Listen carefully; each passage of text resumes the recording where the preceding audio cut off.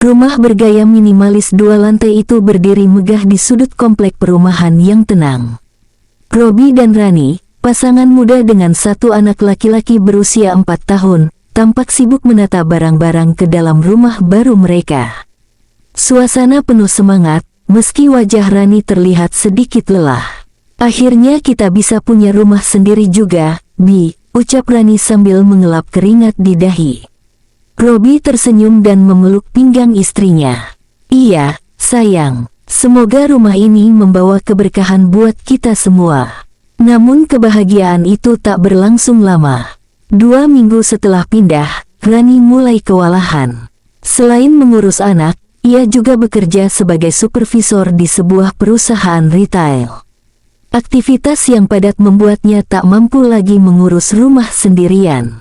"Bi, kita butuh asisten rumah tangga yang tinggal di sini juga kalau bisa," kata Rani suatu malam sambil menyeduh teh di dapur. Robi mengangguk setuju. "Cari aja, yang penting bisa dipercaya."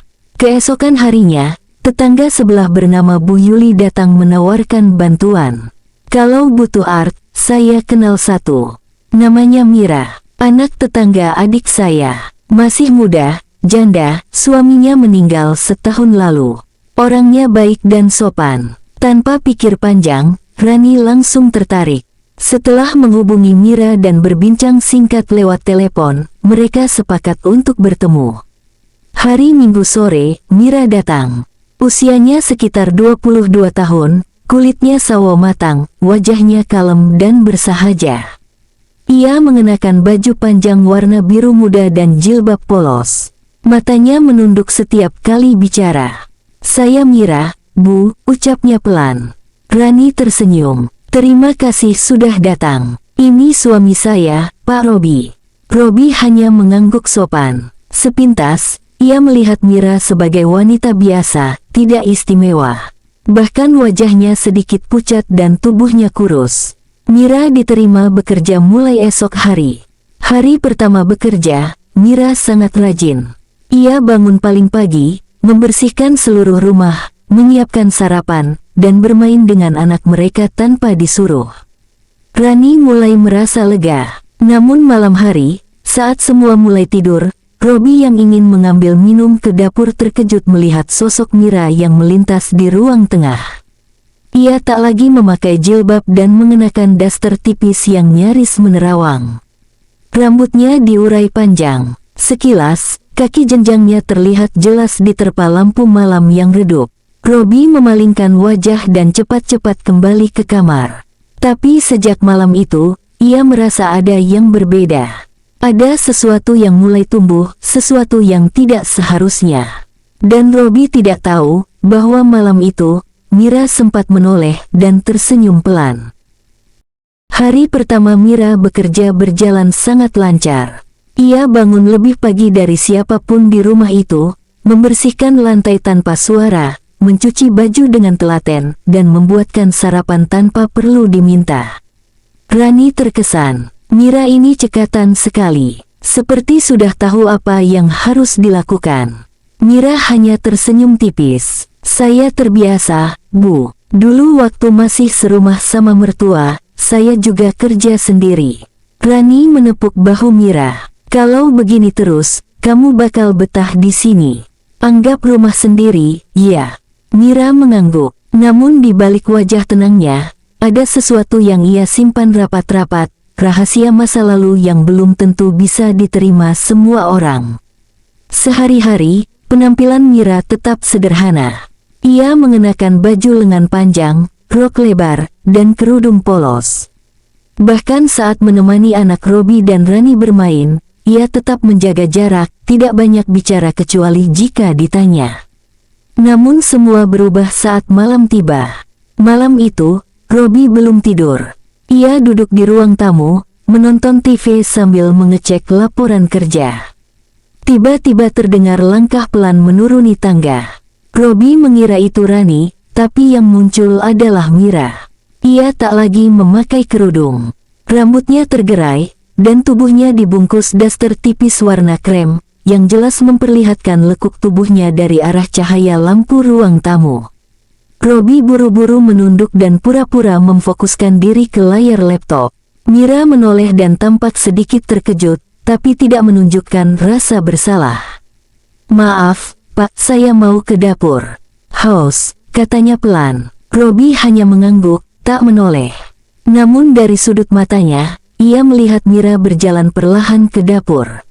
Gerakan tubuhnya lembut, dan aroma sabun mandi masih tertinggal di udara. Saat kembali lewat di depan Robi, Mira sempat menoleh sebentar, matanya menatap Robi. Lalu melengkungkan senyum kecil, samar, tapi penuh arti. Robi memejamkan mata sejenak. Ada perasaan aneh yang belum pernah ia rasakan. Perempuan itu bukan sembarang perempuan. Malam itu, tidur Robi tidak nyenyak. Sosok Mira muncul dalam mimpi misterius, menggoda, dan sulit dijelaskan.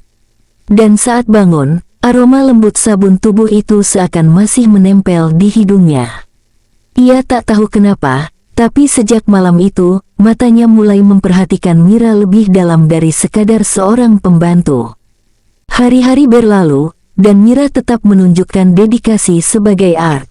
Ia tahu kapan harus bersikap sopan, kapan harus diam, dan kapan harus menunjukkan sedikit kelembutan, terutama jika hanya ada Robi di rumah. Awalnya Robi mencoba tak menggubris. Tapi sikap Mira perlahan berubah dari biasa menjadi menggoda. Bukan dengan kata-kata, melainkan dengan gestur yang begitu lembut namun membekas. Suatu sore, Rani belum pulang dari kantor.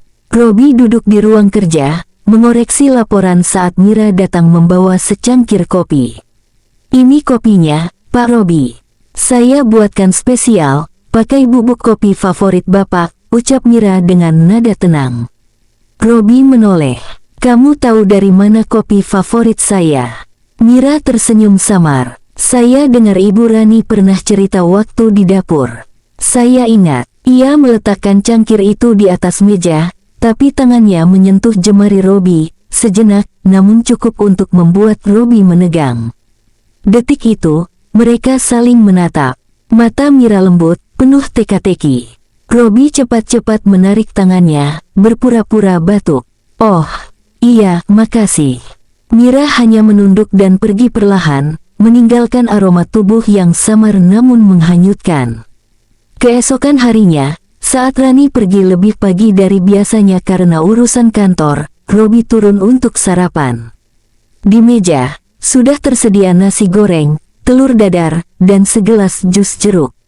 Mira sedang menyapu ruang tengah dengan pakaian rumah longgar, namun lengannya terbuka, memperlihatkan kulitnya yang mulus. "Mira, kamu bangun jam berapa sih? Sepertinya tiap hari kamu duluan deh," tanya Robi mencoba basa-basi. Mira berhenti menyapu. "Saya memang biasa bangun subuh, Pak. Sudah jadi kebiasaan waktu masih sama almarhum suami." Ada sebersit kesedihan di suaranya, tapi bukan itu yang Robi fokuskan. Robi memandangi sosok Mira. Ia bukan perempuan dengan tubuh sempurna atau wajah luar biasa cantik. Tapi ada pesona dari kesederhanaannya, dari lirikan matanya, dari senyumnya yang pelan namun menusuk. Dan sejak pagi itu, Robi mulai merasa berbeda. Tiap kali Mira lewat, pandangannya tak bisa tak mengikuti.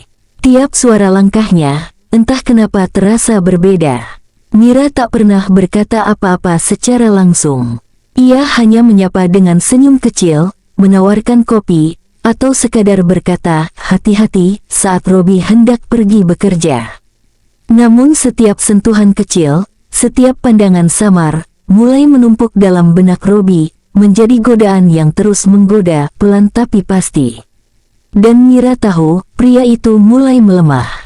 Hujan turun deras malam itu. Kilat menyambar di langit, dan suara gemuruhnya membuat anak Robi terbangun menangis. Rani sedang lembur di kantor, sehingga hanya ada Robi dan Mira di rumah bersama anak mereka. Robi menenangkan si kecil, menggendong dan mengajaknya kembali tidur. Setelah anaknya tertidur, ia menuju dapur untuk mengambil air hangat. Tapi langkahnya terhenti saat melihat Mira berdiri di dekat jendela, memandangi hujan. Ia mengenakan daster putih tipis. Rambutnya masih basah sehabis mandi, dan matanya tampak sendu. "Kamu belum tidur?" tanya Robi, mencoba bersikap biasa. Mira menoleh perlahan. "Gak bisa, Pak, kalau hujan deras begini saya selalu teringat almarhum suami saya. Dulu dia meninggal di malam hujan seperti ini." Robi terdiam. Tak enak rasanya membiarkan Mira sendiri dalam kondisi seperti itu. "Mau duduk dulu, di ruang tamu aja. Sambil nunggu reda," ajaknya. Mira mengangguk. Keduanya duduk di sofa. Lampu ruangan diredupkan, hanya cahaya TV yang menyala tanpa suara. Hujan masih mengguyur deras, menciptakan suasana tenang sekaligus menegangkan. "Dulu suami kamu kerja apa?" tanya Robi pelan. "Supir truk, meninggal karena kecelakaan. Saya sendirian sejak itu. Bingung harus kemana, untung ada Bu Yuli yang bantu kenalin ke Ibu Rani." Ia menghela napas panjang. "Saya cuma ingin hidup tenang, Pak. Tapi kadang, sepi itu menyakitkan." Kalimat itu menggantung di udara. Robi menatap Mira. Ada luka di balik senyum perempuan itu. Dan luka itu, entah kenapa, terasa sangat akrab. Ia tahu seharusnya menjauh. Ia tahu itu salah. Tapi tangan Mira menyentuh lengan Robi, pelan, dan tidak dilepaskan. Mata mereka bertemu. Tak ada kata yang terucap. Tubuh mereka perlahan mendekat. Dan malam itu, untuk pertama kalinya, batas yang selama ini dijaga, akhirnya runtuh. Robi mencium Mira. Lembut, ragu-ragu, tapi penuh gairah yang tertahan. Mira membalas, perlahan, seolah mengatakan, "Aku sudah menunggu ini." Dan di tengah suara hujan yang menenggelamkan segala suara, dua orang manusia saling terikat dalam dosa yang tak lagi bisa dihindari. Sejak malam hujan itu, hubungan Robi dan Mira tak lagi sama. Mereka tak berbicara banyak, namun diam-diam mengerti. Tiap tatapan mata, tiap sentuhan kecil, kini mengandung makna yang lebih dalam dan lebih berbahaya. Robi mulai sering mencari alasan untuk pulang lebih cepat dari kantor. Kadang ia sengaja menyuruh Rani lembur agar bisa berdua dengan Mira. Dan Mira, dengan senyum manisnya, selalu tahu kapan harus muncul dan kapan harus menghilang. Suatu sore, Robi pura-pura sedang video call kerjaan di kamar. Rani masih di kantor, anak mereka tidur siang. Mira mengetuk pintu pelan lalu masuk membawa handuk kering, alasannya, ingin menjemur pakaian yang belum sempat tadi pagi. Robi hanya mengangguk, tapi matanya tidak beranjak dari tubuh Mira. Kali ini Mira mengenakan kaos tipis dan celana pendek. Sebagian rambutnya masih basah. "Pak, kalau Bapak butuh kopi atau camilan, saya siapin ya," katanya lembut. "Kamu tahu apa yang aku butuhkan, Mir?" Mira terdiam sejenak. Senyum tipis menghiasi bibirnya, lalu ia menutup pintu kamar dari dalam perlahan. Di sisi lain, Rani mulai merasa perubahan dalam rumah tangganya. Robi sering menghindari kontak fisik. Ponselnya selalu terkunci. Dan Mira, entah kenapa, makin cantik dari hari ke hari. Daster-dasternya makin ketat, parfum yang digunakan makin manis, dan tatapannya ke Robi semakin sulit disembunyikan. Malam itu, saat Robi tidur pulas, Rani bangun dan pergi ke ruang cuci. Ia membuka tirai dekat rak tempat handuk biasa disimpan. Di sana, tersembunyi sebuah kantong kecil berisi parfum dan lipstik milik Mira, yang sama seperti bekas aroma di baju Robi kemarin sore. Rani memandangi barang-barang itu. Tangannya gemetar. Ia menangis, pelan, dalam diam. Tapi ia tidak melempar atau marah. Ia hanya menyimpan semua bukti itu, dan mulai menulis di buku kecilnya. Satu halaman kosong ia beri judul, "Bukti-bukti kecil tentang luka besar." Ia tahu, perang ini belum selesai. Tapi ia juga tahu, ia takkan kalah diam-diam.